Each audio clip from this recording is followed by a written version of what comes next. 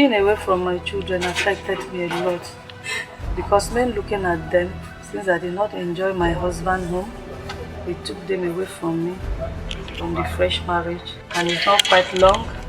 The children now miss their mom at the same time. I was like, I should gather all of them, maybe we should poison all ourselves and let all of us go. I was actually 4 when Mom went to prison, though I didn't know anything as of that time. But with the help of my elder sis, she was able to put me through my primary school, my secondary. I was able to make it by God's grace.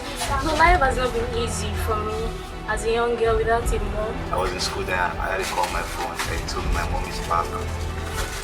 I still didn't believe it because it was something I've been hearing most of my life. So when I saw I was happy, I cried. I didn't know where tears came out from because me, I was feeling like I'm not going to cry. I'm going to be strong. Like I didn't even know where the tears came out from. Like how come the tears? My name is Redemptive Dempsey. I'm a fashion designer. Lord, that greatness will not experience any boundary that they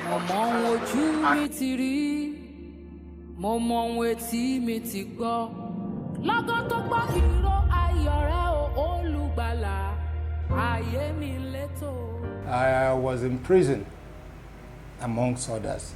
You know, that is in Matthew 25 from 36 and all that. He said, I was in prison and you visited me. So I'm just taking that. Because he was also in hospital, they were needy, naked and all that. So for us, that is the prompt message.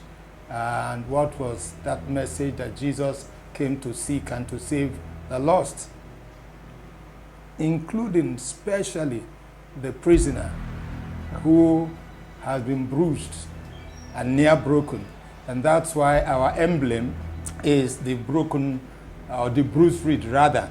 So he calls us to bind up the bruised reed so that it's not broken, because the psyche or the psychology of the inmate or the prisoner is such that is best exemplified by that bruised reed that is bent over near breaking. But now with the binding blocks of love and care and compassion, they are nursed back to life. So the vision of prison fellowship is further reinforced by the prison experience. I've given you the scripture, but as a global movement, it dates to the prison experience of Charles Colson, the Nixon hatchet man and the Watergate scandal and all that. His prison experience culminated in the formation of Prison Fellowship International, which grew out of the US and started spreading all over the world. The Prison Fellowship Nigeria, popularly known as PFN, is a multi-denominational Christian organization operating the Christ's mandate within the Nigerian criminal justice system, with impact spiraling into policy influencing, stamping the identity of the PFN as a national transformation agent. The beginning of prison ministry in Nigeria was, however, immersed in divergent messages from the different denominations that catered to the different correctional facilities that existed. With the emergence of Prison Fellowship Nigeria, there was amalgamation of several churches preaching the singular message of Christ, thereby eliminating the distractions that had beforehand characterized inmates' reception of the different Christian bodies that visited the prison. Today, the PFN, which started from Lagos in the year 1985 and became a chartered member of the PFI in 1989, is present and functional in 27 states of the Federation. Prison Fellowship Nigeria had been a long partner with Nigerian Prison Service, now Nigerian Correctional Service. And they have really impacted in the prison with numerous programs they've brought into the prisons that they've used to touch the life of people, that they've used change people that they've also used to create so much impact in the reformation, the 3 R's of the Nigerian Correctional Service, the reformation, rehabilitation, and the reintegration of ex-offenders back to the society. They have really created great impact. We go out there with hope, trusting that at the end of the day, we will come rejoicing because of the end product, that this inmate will turn out to be in the society, and thank God for the assistance we always receive from the correctional officers. They have always been there to cooperate with us. A matter of fact, almost all our programs, they partner with us, just like the Onismos project, and they give us all the necessary support. From needing police report to being detained at the police station and later to the correctional facility, Loveth spent over 10 years behind bars for a crime she didn't commit. Ever heard the phrase, stories that touch the heart? Loveth's story, as many others in the Nigerian correctional facilities today, is what you would rather call unfortunate. There's a lady I helped staying in my house. So after like 3 to 4 years, she was like having a kind of symptoms, but I did not know. I suspected her that she's pregnant. She ran away from my house. Like 2 weeks, I did not see her. So now I go to police station to report that someone is missing. The police gave me another 2 days for them to search and let me provide her pics and her name, which I did. After like 2 weeks again, a doctor came to the new place I parked in. Said they were looking for somebody named Lovett. I said it's me. So now I said that I have a sister being in hospital for some weeks now. They could not know their parents and they want to see her people. So I said, yes, it's my sister. He said, what is her name? I said, Esther, and I'll go to hospital. On getting there, I found out that she could not talk. She was even vomiting black things like that. She could not eat herself. Everything she have to do with her mouth. Then the doctor narrated to me that she did uncompleted abortion, something like that, that the baby was out and the placenta was there. And I look for money for them to go on with the operation.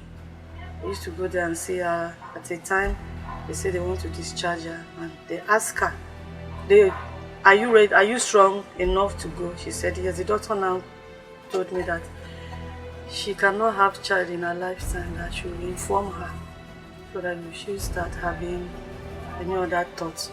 Maybe it's because of one thing or the other. And I said, okay, tell the mother. So the doctor now called the mother. So I explained everything to the mother. The mother came out, started shouting at her that she cannot have a male dog in her house. How can a young girl like you be with me without a child? So after then, the girl now shouts with shock. She just screamed with shock. Call me Auntie Lovett. Please now, is it true that I will not have a child in my lifetime? I said yes, that's what the doctor said. She's still like 20, like to 30 minutes. She did not talk. All of a sudden, their body system changed. We find out that where she sat down was full of blood. The doctor said she was having internal bleed and it's too much on her. That's why the thing exploded out. She prayed for me. She held my hand. She prayed for me. She blessed me. She blessed me. That in any way I step my leg, I will find favor. I try for her. If not for her stupidity, she wouldn't have been in this condition. Should I get her coconut juice? I said there's a lot of juice there. She said no, that I should go and get her coconut juice after the blessing. I left. So coming back, I met people crying. I never knew that she almost gone then. And she told me that I should try and go before 11:30. She's going somewhere. I didn't know that, and she died sharp 11:30. She have seen her death and she didn't want me to witness it. I left. So now they said, being a private hospital, they need police report to go to escort them to mortuary. Abiodun Suleiman, Another story, not just of impact, but of restoration and hope. Jailed for over 2 years for a crime he wasn't guilty of. It's not just quite easy, but my first week in the correctional home taught me a lot. And within that day, I prayed, I asked God. I knew I'm not guilty of this, but what you want me to learn, please teach me yourself. And when God take me through, even over there, they never believe that I'm in correctional home.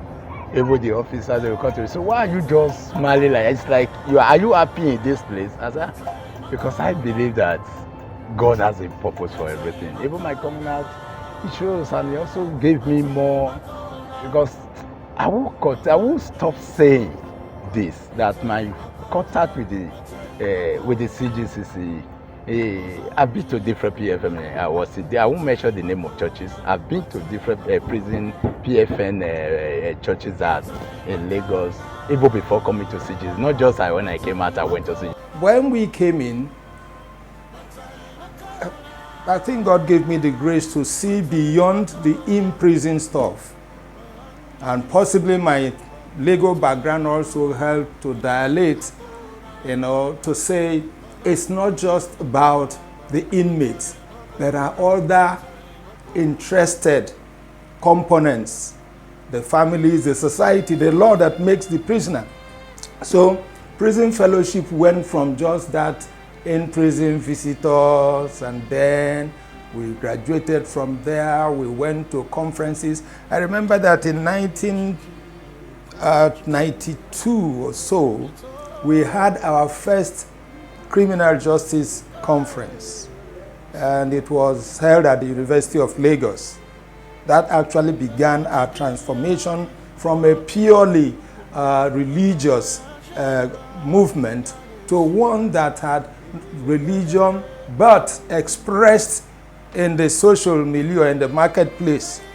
That conference at the University of Lagos was chaired by late Justice Chukwudifu Oputa. So that's how PF Nigeria became, a factor in pointing out the direction of change and transformation, not just in the correctional system, but also in the judicial system as well, because we conducted a number of conferences to which attorney generals attended, to which judges from the Supreme Court attended, and of course that raised our clout. At the same time, it also projected us at the international level. Prison Fellowship International was following the strides we were making. As a change agent, the Prison Fellowship Nigeria developed programs that practically addressed behavioral issues among inmates, while also helping shape the dynamics of prison ministry in member churches. Paul is the missionary of grace in the 1st century. He did a lot of missionary work and helped build the church among the Gentiles.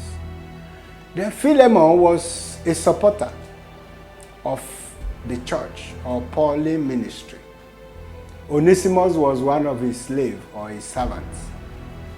There was a strange relationship. There was clash. So Onesimus was thrown into jail. There and then Paul was able to meet with Onesimus and he got converted. He mentored him, he brought him up, and he decided to mend the relationship between Onesimus and his master, Philemon. As a mentor, he was able to counsel with Philemon. He was also to build up the life of Onesimus. He even went to the extent of saying, whatever Onesimus owed is ready to pay back. Philemon should charge it to his account. So the way we run the program in the prison is this. People that have 6 months to their exit from the prison, we get them. Then we have mentors, those who act as parents or tutor, who give them tutelage to come up in life. we visit their home, we also go to the people they've offended and see how things are mended. Then we collaborate with 3 other people, the Nigerian Correctional Service. Then we have SMEDAN, that is Small and Medium Enterprises Development Agency of Nigeria, that handles the entrepreneurial and business aspect of it. Then the Covenant University does the therapeutic and emotional aspect of the project. Covenant University has been involved in this for more than 10 years now. What we do basically, one, we provide psychological assistance to inmates. Not only that, we also make available counseling services with the belief that when they are released, at least they will be able to function normally as individuals. So what has brought them to the prison will not bring them back. And I can tell you that every time we go to the correctional facilities to interact with the inmates, it's emotionally rewarding seeing their lives transformed, seeing how much they have grown, and the few ones who have been released, they are standing strong on their feet. They contribute positively to their communities and the societies, and it just shows that we're doing something right. Yes, transforming lives, reconciling relationships and restoring communities. The Prison Fellowship Nigeria is a platform of collaborations, synergy, kingdom-focused and people-centered initiatives. Another program of the PFN is the Sycamore Tree Project, while not also forgetting the evangelism arm of the PFN called the Prisoner's Journey. 2,044 inmates have graduated from the Sycamore Tree Project of the Prison Fellowship Nigeria. Sycamore was my best until tomorrow. It still remains my best. The programs were a therapy to us. Call it therapy because it takes step by step. You can't just heal once. In forgiving, you take it step by step. If someone wrongs you, you have to forgive yourself before you forgive the person. That is why I call it, it's a gradual process and it's a therapy. The Prisoner's Journey chronicles amazing transformational testimonies and also exposes a key behavioral pattern the inmates use to deal with the stigma our society places on them. In Nigeria, we have run this program, or we are running this program in 25 prisons. And overall, we have graduated 30,333 inmates. There was one that actually surrendered his life to Jesus. He identified with Jesus Christ. And suddenly, the news went to the family and they were like, what? And the wife came and said, if that is done, I'm going to divorce. And the man said, I still love you. But the thing is, if you don't love me and you want to go, fine. I have accepted Jesus and Jesus loves me. But I want to tell you today, I still love you. You know, most of them, they go into the prison with one wrong identity.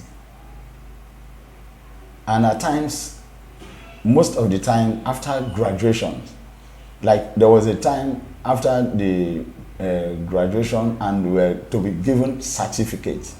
One said, no, that what was written on the certificate was not his name. That was not his actual name. That is the most reason why so many of them doesn't. You see some of them answering the same name. Tony, so and this. You understand? So they really don't, because of one, stigmatization. They believe that after prison, so many of them, I saw this person, I saw your picture, I saw this. No, this is not, though this might be my picture, but that's not my name. Stigmatization has been there. The Prison Fellowship has used some tools to educate Nigerians or the public on how not to stigmatize them. One, through advocacy. We use our public channels to tell people that it's not everyone that has gone to prison that even commit offense. Some were by implication. Some, the police just drafted them and took them down. And two, prison is for correction.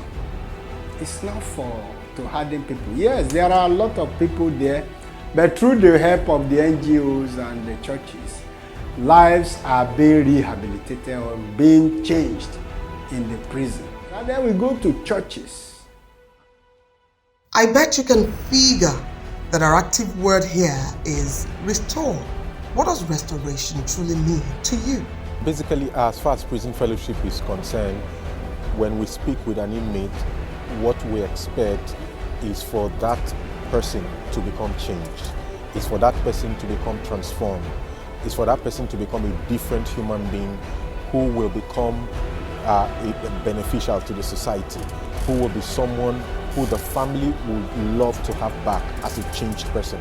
Remember that when a crime is committed, that person is deformed. And in Prison Fellowship Nigeria, we believe that man is a spirit, he has a soul, and he lives in a body. So our approach is three-dimensional. Our programs are couched in such a manner that, number one, we want to minister to the spirit of the person. We want to minister to the soul of the person. We also want to minister to the body of the person. There is this brother who is a pastor now, who was incarcerated for a crime he actually committed.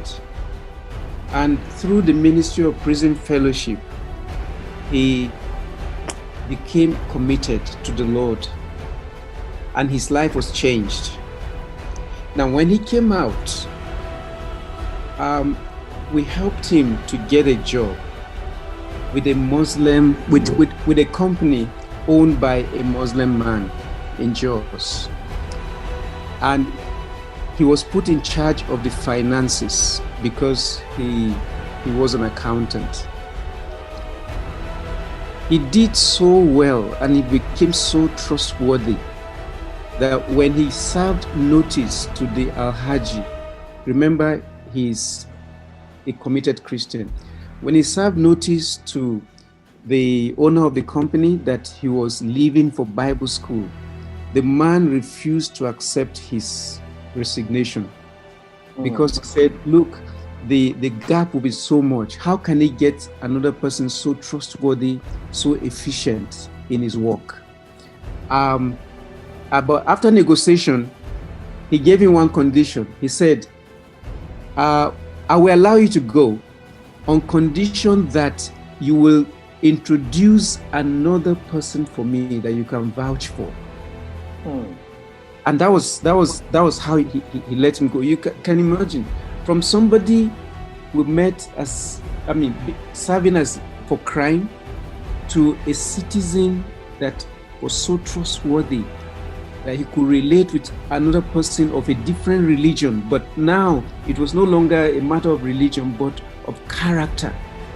And we can replicate this story in tens and hundreds of fold of lives that have been changed and transformed because of this ministry, because they encountered the Lord, because they were touched by one intervention or the other, or by the love shown to them while they were behind bars. I've been impacted by the prison fellowship. One, the first day I stepped my foot in the prison and I saw the inmates worshiping God, and that really impacted me, because those of us that are outside, when we enter the church, we feel we are big, we are this, we are that. We don't release ourselves in the presence of God and worship.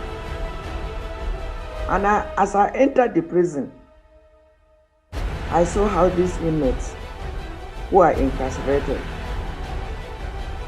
and the way they feel free in the presence of God. collective responsibility. Collective in the sense that everyone has to be involved in the society. That somebody committed a crime and ends up in the police, then later on in the prison. It's not just a single individual that is affected. It is the whole family, and directly and then indirectly the society is also affected. Now, because wherever that person is coming from, he is not just he's not from the vacuum. He belongs to a community. He belongs to, he has neighbors. So whatever it is, you find out that crime has a way of affecting everyone. The family first, the community, immediate community, and then also the church where he or she is coming from. What then is restorative justice? Restorative justice aims at bringing justice that is less destructive, justice in which the parties are reconciled, the aggrieved has opportunity to be healed, and then the offender has opportunity to be redeemed. FI was a huge resource base for us, because Prison Fellowship International actually is one of the founding organizations when it comes to restorative justice. So we were able to liaise with them in consultation and all that, and to the glory of God, in 2017 we ran trainings. We brought in somebody from outside, and by last year, Lagos State of all people, now the judiciary adopted it as a pre-trial diversion and mediation system in our criminal justice system. So it's a big glory and praise to God, because to know that in Lagos State of all people, a church or faith-based organization could pilot and engineer such is a big glory to God, and an indication of what God has actually called us to do. It's not just to walk in the narrow confines of the prisons, but to help and identify problems and propose solutions. In Romans chapter 12, verses 1 to 3, that be ye transformed by the renewing of your mind. So the way you think, therefore, the level or degree to which your mind is transformed will determine your life transformation and what you experience in life. And so I began to realize that everything about our lives dovetails back to the way we are thinking. So if we can begin to think right, then everything about our life will be right. And that is the focus of what I've been teaching for the past 3 years now, or 4, with the inmates. And I believe it's, the kind of response actually we're getting from the inmates is showing that this topic is so germane and has a power of actually reforming them. In the word of Christ, I was a stranger and you didn't invite me into your home, naked and you didn't give me clothing. I was sick and you didn't visit me. This represents a clarion call to everyone who understands the role we are to play if we must rid the society of crime, most especially our role in the reintegration and restoration of erring members of the society. Hebrews 10:22. Let us draw near with a true heart, in full assurance of faith, having our hearts sprinkled from an evil conscience and our bodies washed with pure water. Changes can occur in the world. You can change from being negative to being positive and contributing as much as you can to the growth of your society. First thing that happens to a man when you come out there, the first thing that gives you thought is about your apartment. You will say, where will I start from? Where will I live? Where will I about the CGCC in a PFN? Within a short time, I was given an apartment. It was just the same one I was using before having the incident. It was just like, so there's nothing to begin to say, okay, why this, why that. Despite that, I have a lot of shortcomings in education aspect, no way to move forward and other, but I clicked on this my job. I said, well, since this is how it comes up, let me continue this way. So God helped me a lot to be able to forget and start going forward. I believe that it's a purpose for it all. There's a purpose for it all. I'm happy, sometimes I feel like she has the best shop here, but I don't really know. So, like, sometimes I feel like she's the best here. So anywhere I go, I always talk about her. My mom is a fashion designer, and I'm proud of her. And she managed to get back to her feet. I don't even know how. Because until I came to Lagos before, I know like it's really hard out here. I'm a Kenyan and I had a problem in Nigeria. So I was sentenced here for 5 years. And while I was walking the journey with psychometry and Onesimus, I decided to join school while inside prison. National Open University of Nigeria. I'm pursuing BSc in Environmental Science and Resource Management. So when I left the prison, I was in my 200 level and I really had to go back home. But to me, what am I holding? Like, this is the crown I'm coming out with. So I decided to come back and finish this. When I'll have my certificate, I'll say that, God, this is why I entered prison. Hey, yeah, my time a corner, my time a corner, my time a corner, my time a corner, my time a corner. I need Bazanji to over. My time a corner, hey, Bazanji to over. My time a corner, Bazanji to over. My time a corner.